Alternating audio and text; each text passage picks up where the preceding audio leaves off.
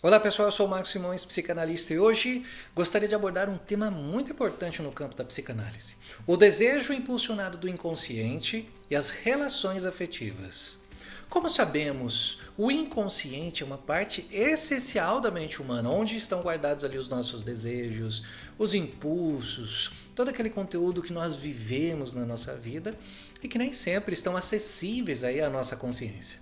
Mas como é que os nossos desejos influenciam na nossa vida quando a gente fala das nossas relações? Vamos falar sobre isso hoje? Já curta esse vídeo aqui, já compartilha com outras pessoas, já ative também as notificações caso você não tenha feito isso, para que você possa receber os nossos vídeos em primeira mão assim que a gente lança um vídeo novo. Vamos lá então? Roda a vinheta.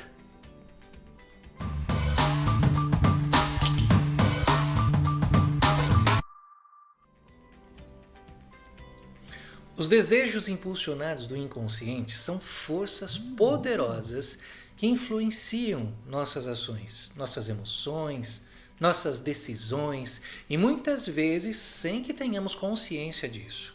Esses desejos podem surgir de experiências passadas, de traumas, conflitos não resolvidos, desejos reprimidos, coisas que ficaram lá atrás, experiências que nós tivemos na vida, tudo aquilo que nós vivemos lá na nossa infância. E ele tem um potencial de moldar a nossa vida de maneira profunda. Às vezes nós nem percebemos, uma maneira bem sutil, uma maneira bem leve, mas extremamente profunda.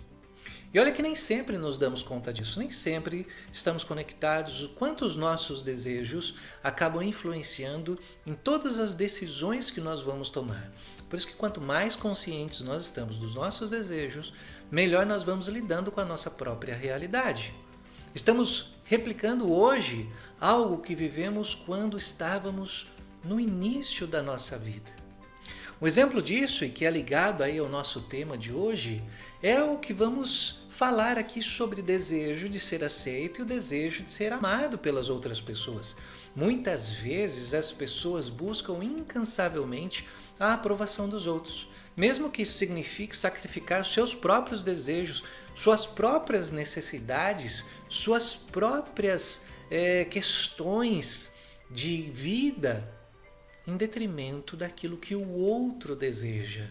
Esse desejo de ser amado, de ser aceito pelo outro, pode ser impulsionado pelo inconsciente, levando aí a uma submissão, a uma vida mais passiva, a uma falta de assertividade e cria dificuldades em estabelecer limites saudáveis nessa relação. Isso vem de lá da infância, quando se deseja ser aceito e amado pelos pais. Como não foi resolvido lá, passa a influenciar no momento presente. Então a pessoa busca a mesma sensação e tem as mesmas reações, só que de maneira diferente, agindo como se fosse mais adulto, que pode ser por um gesto, pelo jeito de falar, pela maneira de se comportar, mas é o mesmo desejo sendo manifestado. Então, nas relações íntimas, isso aparece bastante no set analítico. Nas relações íntimas, nós muitas vezes vemos essa replicação daquilo que vem lá da infância. Outra situação que está relacionada a isso é em que os desejos inconscientes podem influenciar nessas decisões, é como a gente está agindo com a outra pessoa. Pessoas que têm um desejo inconsciente de serem, por exemplo, controladas, e controladas mesmo, pessoas num aspecto mais masoquista, podem se envolver em relacionamentos abusivos ou relacionamentos mais dominantes sem perceber que estão repetindo um padrão que é prejudicial. E isso pode vir de uma construção passiva em ser aceita pela outra pessoa, que é uma pessoa, então, dominadora. Isso não quer dizer que a outra pessoa tenha característica e que sempre vai ser dessa forma de alguém que quer dominar a relação, mas que nesse momento ela passa a ser uma pessoa mais dominadora, porque ela está encontrando uma pessoa mais passiva. E dentro do set analítico é muito comum acabarmos entrando em relações assim. Isso não quer dizer somente marido e mulher, não quer dizer somente casais, namorados e coisas assim. Isso envolve muitas outras situações, até mesmo a relação com qualquer pessoa do seu dia a dia. Ainda, nossos desejos inconscientes podem se manifestar através de sintomas físicos, sintomas psicológicos. Por exemplo, uma pessoa que tem o desejo inconsciente de punição, de autossabotagem, né? Ela pode aí se encontrar ou acabar se envolvendo em comportamentos autodestrutivos, como por exemplo vício ou atitudes que são nocivas, utilizar álcool, utilizar drogas, numa forma de tentar muitas vezes lidar com determinadas carências que ela não sabe como fazer. Agora, como que um psicanalista pode trabalhar com esses desejos inconscientes para ajudar essas pessoas a aceitar e lidar mais com esses desejos, para caminhar de uma forma mais saudável? O primeiro passo é criar um ambiente analítico que seja mais seguro, que traga essa segurança, que seja acolhedor. Acolhedor no sentido de receber a pessoa e escutá-la, não no sentido de muitas vezes corroborar com o seu sofrimento. Às vezes a pessoa está buscando pessoas que corroborem com esse sofrimento, que confirmem esse sofrimento. É aí que a gente começa a entrar no sentido mais psicanalítico da história. O analista ele precisa também saber o seu lugar e saber também até onde ele vai com esse envolvimento emocional. E esse lugar que a gente fala é onde o paciente possa se sentir mais à vontade para explorar os seus desejos, falar dos seus impulsos mais profundos, por que ele se envolve naquela relação. Essa é uma das perguntas que ele não vai saber te responder, mas um processo de análise pode ajudar a se entender nesse sentido. O psicanalista ele deve estabelecer uma relação de confiança, uma coisa mais empática.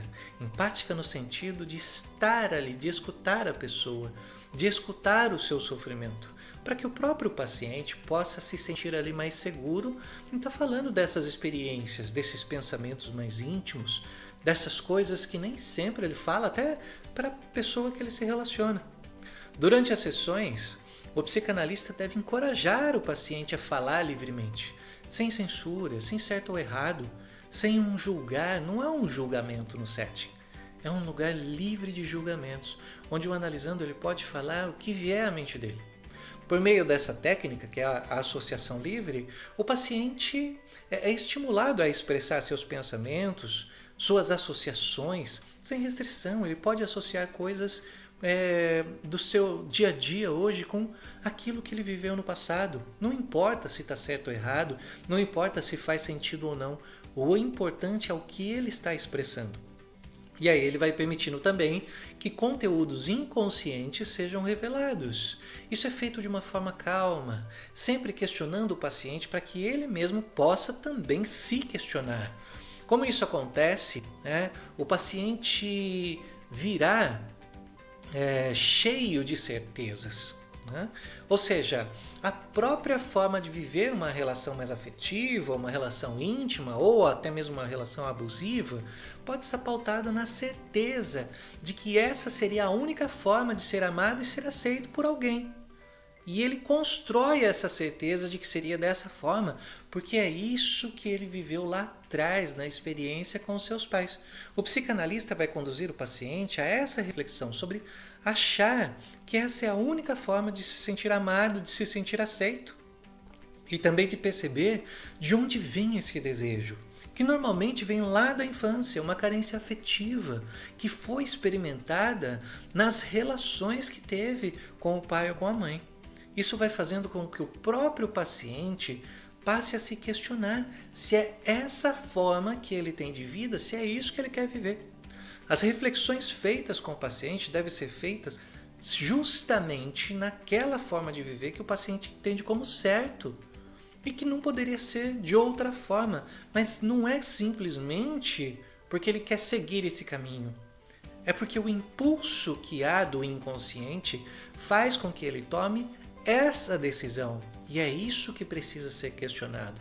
Então ele não consegue ver outro caminho porque é isso que ele aprendeu lá atrás que é a forma de viver.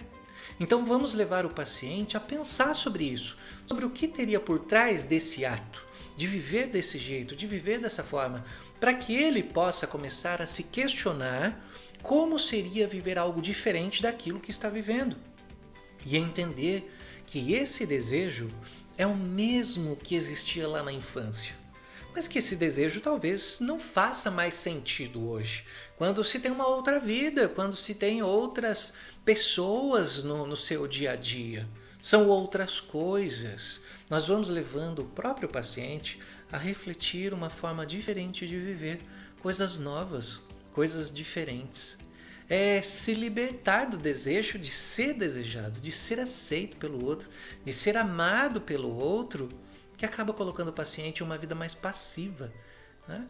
Nós precisamos conduzi-lo a refletir sobre isso. Por que ele quer tanto ser amado por aquela pessoa? E às vezes esse desejo do inconsciente também é percebido como alguma característica, algum detalhe, alguma informação que era do pai ou era da mãe e que está sendo visto naquela nova pessoa. Então, ele não vai deixar de ter seus sentimentos, não vai deixar de gostar do pai e da mãe, não vai deixar de gostar dessa pessoa, nem mesmo de viver um grande amor, não vai deixar nada disso. Mas vai passar a viver de uma forma diferente, algo menos dolorido, sem aquela necessidade, aquela carência de que o outro tenha aquela atitude e que muitas vezes atrapalha a relação justamente por isso. Ao explorar esses conteúdos inconscientes, o psicanalista pode ajudar o paciente a compreender a origem dos seus desejos e como eles influenciaram suas relações, suas escolhas e seus comportamentos. É um processo de tornar consciente o que era inconsciente, trazendo à luz os conflitos e as motivações ocultas que existem por trás de toda essa forma de viver.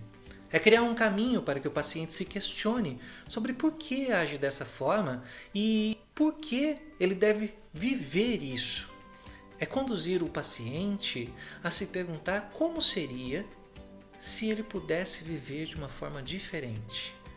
A partir dos impulsos do inconsciente, a pessoa vive aquela forma de viver porque foi isso que ela construiu lá na sua infância. O desejo que leva ao sofrimento precisa ser questionado. Mas acontece que o paciente está tão habituado a viver esse desejo, a viver esse sofrimento, que ele nem sempre consegue ver como é prejudicial. Muitas vezes ele não consegue nem ver que ele está deixando os seus desejos de lado para viver os desejos da outra pessoa. O trabalho do psicanalista é auxiliar o paciente na aceitação e na compreensão daqueles pedidos inconscientes, sem julgar, sem condenar, sem certo ou errado. Ao integrar esses aspectos ocultos da personalidade, o paciente pode encontrar uma maior liberdade para fazer escolhas conscientes, diferentes e saudáveis, reconhecendo suas próprias necessidades e os seus próprios desejos, aquilo que é dele, aquilo que ele realmente precisa buscar. No entanto, é importante ressaltar que o trabalho psicanalítico não visa eliminar todos os desejos inconscientes, mas sim trazer uma consciência maior sobre eles e suas influências. Aceitar e integrar esses desejos é um processo contínuo, no qual o paciente ganha maior autonomia e autorresponsabilidade em relação às suas ações e decisões. Ele passa a olhar mais para ele e a compreender se realmente aquilo que vem do outro deve ser a sua razão de viver. Isso faz com que se quebre essa dependência emocional, essa dependência afetiva que existe. Os desejos impulsionados do inconsciente têm um papel significativo em nossas vidas, afetando as nossas escolhas, o nosso modo de ser, os nossos comportamentos. E através da psicanálise nós podemos explorar esses desejos, compreendê-los, integrá-los de uma forma saudável. E o objetivo é permitir que o paciente desenvolva uma maior confiança sobre si mesmo, uma autonomia, um bem-estar emocional, saindo dessas carências, saindo desse olhar de que o outro é quem fornece a sua razão para viver, saindo dessa dependência da atitude do outro para que se possa ter uma vida mais feliz. Isso às vezes parece simples, mas a pessoa que vive essa situação, ela não consegue enxergar uma forma diferente de viver, porque ela está sendo influenciada pelos seus desejos. Aquela carência lá de trás faz com que ela busque algo que vá suprir essa carência e ela continue vivendo da mesma forma, do mesmo jeito. O papel da psicanálise é justamente compreender esses desejos. E aqui a gente falou sobre relações afetivas, mas isso pode ser estendido para muitas outras situações relacionadas aos nossos desejos. Basta você pensar. Por que será que você tem as relações que você tem hoje? Por que será que você tem as atitudes que você tem hoje? Por que será que você tem as mesmas reações diante das coisas? Tudo isso está ligado ao que vem do seu inconsciente, dos seus desejos. Por que será que você tem as pessoas à sua volta de uma forma que você muitas vezes vai se relacionar somente com elas? Isso está baseado naquilo que você deseja. Compreender os seus desejos é compreender também o que você está buscando nessas relações afetivas. Bom, eu espero que essa explicação sobre os desejos impulsionados do inconsciente e as relações afetivas tenham esclarecido algumas coisas para você, esclarecido sobre a atitude do psicanalista quando a gente fala de relacionamentos, porque como eu comentei, é muito comum a gente receber esse tipo de reclamação, esse tipo de sofrimento dentro da clínica psicanalítica. E essas reclamações, essas queixas que as pessoas trazem, elas precisam ser compreendidas. O que será que elas estão buscando nesses relacionamentos?